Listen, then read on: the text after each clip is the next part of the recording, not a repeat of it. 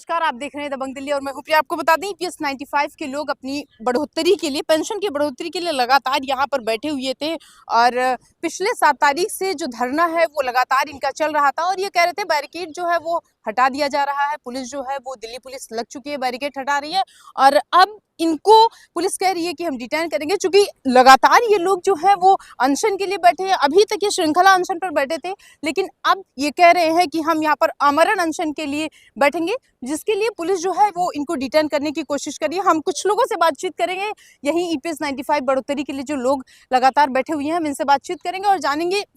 क्योंकि पिछले कई बार से अगर हम देखें, कई सालों से लगातार 7-8 सालों से ये लड़ते चले आ रहे हैं और प्रधानमंत्री जो लगातार 2 बार मिले इनसे, 2020 में मिले और 2021 में मिले, उसके बाद भी कोई काम नहीं हुआ। गारंटी की जो लगातार बात करते रहते हैं, कहते हैं कि हम गारंटी ले रहे हैं, काम होगा, उसके लिए कुछ नहीं हो पा रहा है। पुलिस जो है वो बैरिकेड हटा रही है, अभी थोड़ी देर में वो डिटेन करने की कोशिश करेगी। आपको क्या करेंगे? आप कर लेंगे ना भाई, हम लोग क्या कर सकते हैं, मजबूरी है। यहाँ पे आमरण अनशन पे बैठे हैं, मजबूरी में ही तो बैठे हैं।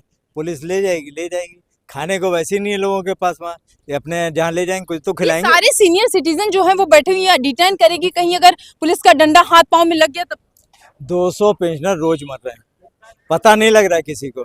अब अच्छा है, मोदी जी की नाक के नीचे 2-4 लोग मरेंगे तो पता लगेगा।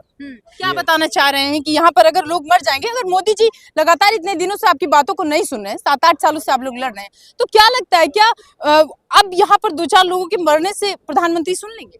उनको पहले ही सुन लेना चाहिए। ये तो वृद्ध लोग हैं, उनकी बात तो पहले ही सुन। डर नहीं लग रहा है अभी पुलिस आएगी आप नहीं, हमें से खींच कर लेके नहीं है भाई। हम क्यों डरे? जब हम भूख से मर रहे हैं, हमारी सरकार नहीं सुन रही है, तो ऐसे मरने से क्या फायदा?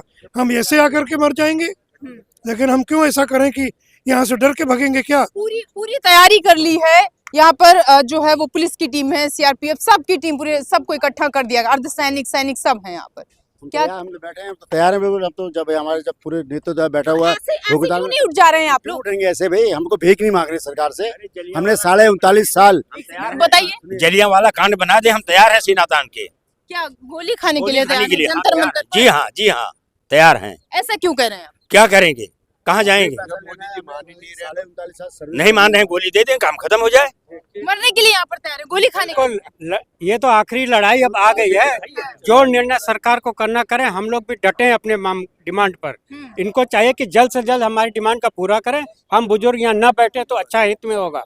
हम आपको बता दें कि ये लोग जो है ये कह रहे हैं कि हम यहाँ पर तब तक डटे रहेंगे और पीछे जो है वो बस इनको डिटेन करने के लिए पूरी तरीके से तैयार है। जो अर्धसैनिक है वो भी पूरी तरीके से तैयार है, पुलिस जो है दिल्ली पुलिस वो भी पूरी तरीके से तैयार है और कुछ ही पलों में जो है वो इनको डिटेन करने की कोशिश करेगी। और कोशिश ही नहीं, वो कह रही कि हम इनको डिटेन भी करेंगे। ये लोग यहाँ तक कि ये भी कह रहे हैं, पहले तो कुछ लोगों का ये कहना था कि हम यहाँ पर आमरण अनशन के लिए बैठेंगे और बैठ चुके हैं, लेकिन फिर भी पुलिस जो है वो इनको यहाँ से पूरी तरीके से हटाने की कोशिश कर रही है। कह रहे हैं कि 5 बजे की टाइमिंग होती है और वो टाइमिंग जो है वो ओवर हो चुकी है, उसके बाद हम यहाँ से इनको हटा देंगे। और वो देखिए किस तरीके से जो है वो बस आ रही है। क्या कहेंगे, क्या पुलिस जो है आप लोगों को डिटेन करने की कोशिश? कमांडर साहब का नारा है हाँ।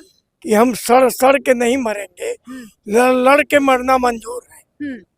तो हम डटे रहेंगे, जो पुलिस करना पुलिस काम करेगी, हमारा जो काम है हम करेंगे। कहाँ से आई हैं आप? ये दिल्ली से ही हूँ जी मैं। दिल्ली से हैं। अभी पुलिस आ रही है, डिटेन करेगी? पुलिस का तो काम ही है जी यही करना। वो हमें अनशन पर बैठने नहीं देती, हमारे हक की लड़ाई हमें लड़ने नहीं देती, तो हम क्या करें? हम कहाँ जाएं? जब सरकार भी हमारी बात नहीं सुन रही तो हम अपना अनशन, और हम तो यहाँ जिंदा मरने के लिए तैयार बैठे हैं और पुलिस हमें यहाँ से उठाती रहती है। यहाँ पर आप लोग जो अनशन कर रहे हैं, अभी कोई फीमेल कांस्टेबल आ रही है, कहीं किसी हाथ पांव लग जाएगा, फिर ठंडी भी है, बहुत ज्यादा समस्याएं होंगी आप लोगों को। देखिए जी, अब हमने ये सोच लिया है जी, अब हम यहाँ जिए या मरे, अब हमें जो हो, अब हमें तो हमें पेंशन चाहिए, हमारी हक की लड़ाई हमें चाहिए। ऐसे पेंशन कहाँ से मिल जाएगा? क्या आपको लगता है कि आज यहाँ बैठने से, डिटेन होने से पेंशन मिल जाएगी? जी ये आज से तो है नहीं लड़ाई, ये तो कई सालों से लड़ाई चल रही है। और अब हम जब तक हम मर नहीं जाएंगे ना, तब तक ये होगा, ये ऐसे ही होता रहेगा। सरकार जब तक नहीं सुनेगी, हमारी मांगे पूरी नहीं करेगी, हम यहाँ से नहीं जाएंगे। आमरण अनशन की क्या जरूरत पड़ गई? ऐसे ही अनशन करते रहिए आप डेली। देखिए, हमने बहुत अच्छी तरीके से सरकार को हर तरह से हमने अपने अपने जो हमारे ज्ञापन थे वो सब जगह सांसदों को, मंत्रालय में हर जगह दिया। कई सांसद भी लगातार आते रहे, आश्वासन देते हाँ रहे। जी, वो आश्वासन ही चल रहा है, हाँ। मगर उसका कोई हल नजर नहीं आ रहा। सरकार हमारा कुछ नहीं कर रही है, इसलिए अब हमारा फाइनल ये है कि अब हम यहाँ मरेंगे। जब हम यहाँ मरेंगे तभी सरकार यहाँ से, मोदी जी प्रधानमंत्री हमारे यहाँ आके देखें कि जब हम यहाँ मरने पे तैयार बैठे हैं तब वो हमारे लिए कुछ करें। तो अभी बहुत सारे लोग जो यहाँ पर लगातार आमरण अनशन के लिए बैठे हुए हैं और हम उनसे बातचीत करेंगे और जानेंगे आप कहाँ से आई हैं। आप हम महाराष्ट्र बुल्डाना से यहाँ हैं। पर आमरण अनशन के लिए क्यों बैठे? हम हमारी हक मांगने के लिए बैठे हुए हैं। हमारी पेंशन का हक वो मोदी जी नहीं दे रहे हैं, 6 साल से बैठे हुए हैं। तो अब उसको 6 साल से हम उनसे लड़ते परेशान हो गए। उनकी गारंटी सुनते सुनते परेशान हो गए। हाँ। वो बोलते हैं मोदी की गारंटी, लेकिन आज तक कोई गारंटी नहीं है। अब हम अपने आमरण उपोषण घर पे भी मरना है, वैसे भी मरना है, हाँ। बिना मरे थोड़ी जाना है। बहुत सारे लोग, अगर ये लंबी कतारें आप देखेंगे तो लगातार जो लोग हैं यहाँ पर ये आमरण अनशन के लिए बैठे हुए हैं और वो बस आ रही है, डिटेन कर देगी आपको। करने दो जो भी करना है। डर नहीं लग रहा है आपको? कोई डर नहीं है, लाठीचार्ज कर देगी क्या? जहाँ ले जाना है वहाँ ले चले। हम लोग जेल में ले जाना चाहे जेल में ले जाएं, हाँ। रोड में ले जाना रोड में ले जाएं, जहीं ले जाएंगे वहीं जाएंगे। लेकिन हम अब बिना, या तो अभी यहाँ से उठाएगी, रात बिरात कहीं छोड़ देगी कहीं। जहाँ भी छोड़ दें, हाँ। जहाँ इच्छा हो। जब इस तरीके से फिर भी तो अनशन खत्म हो जाएगा ना। कोई खत्म नहीं होगा। ये तो जब प्रधानमंत्री जी खुदे मरने के लिए हम लोग को छोड़ दिया, फिर आएंगे। कल फिर आएंगे, ऐसे कब तक अनशन करेंगे? जब तक उन्होंने कोई आश्वासन नहीं देंगे। भारत माता की।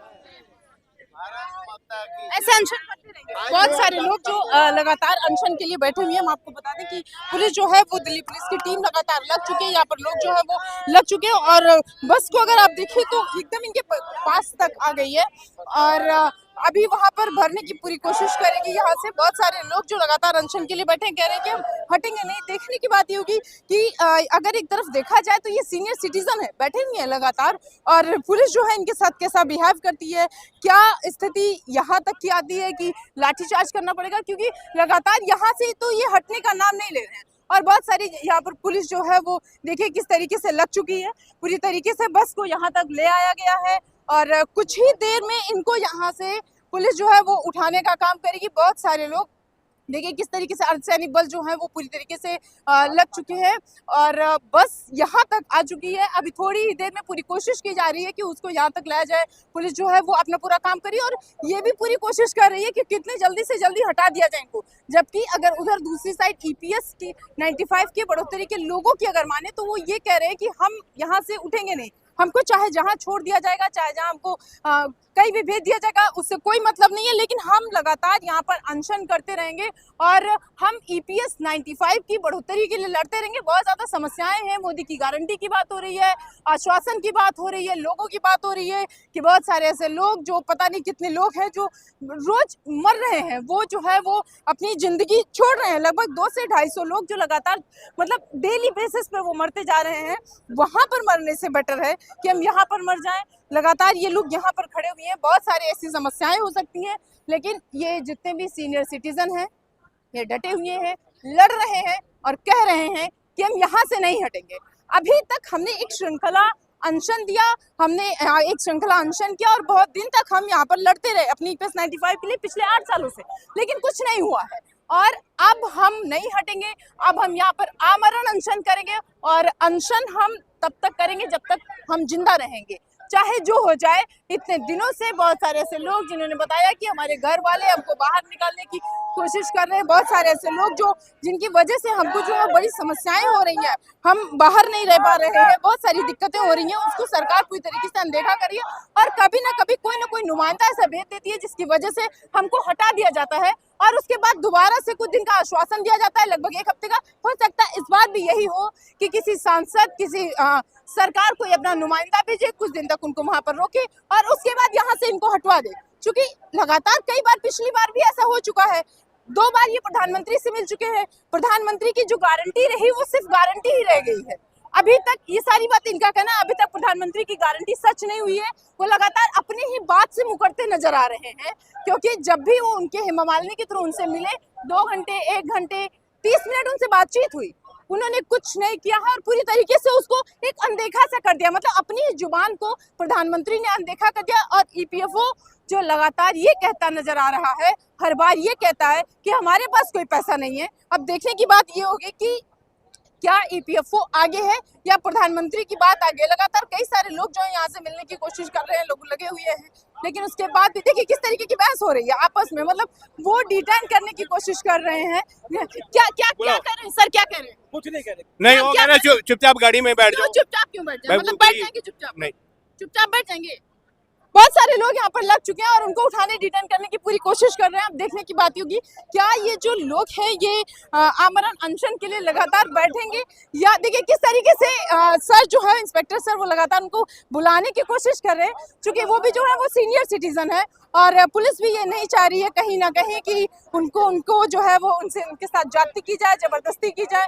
इस तरीके से उनको बुलाने की कोशिश कर रही है और लगातार जो लोग हैं वो लगे हुए हैं। अगर कुछ ऐसा होता है कि ये बस में जाने के लिए रेडी नहीं होते हैं या कुछ भी नहीं होता है तो पुलिस जो है वो अपने दिल्ली पुलिस इंस्पेक्टर बहुत सारे लोग जो हैं वो खड़े हैं, वो अपने बल का भी प्रयोग कर सकते हैं। और 8 से 10 लोग लगातार यहाँ पर बैठे हुए हैं, चारों तरफ से पुलिस जो है वो उनको घेर ली है और थोड़ी ही देर में यहाँ से इनको उठा देगी जो आमरण अनशन के लिए बैठे हुए हैं। और ये कह रहे हैं, मतलब इनका नारा भी लग रहा है कि अशोक सर जैसे बहुत सारे लोग जो कह रहे हैं कि हम यहाँ से तो आप संघर्ष करिए, हम उनके साथ हैं, तो वो एक साथ खड़े हुए हैं।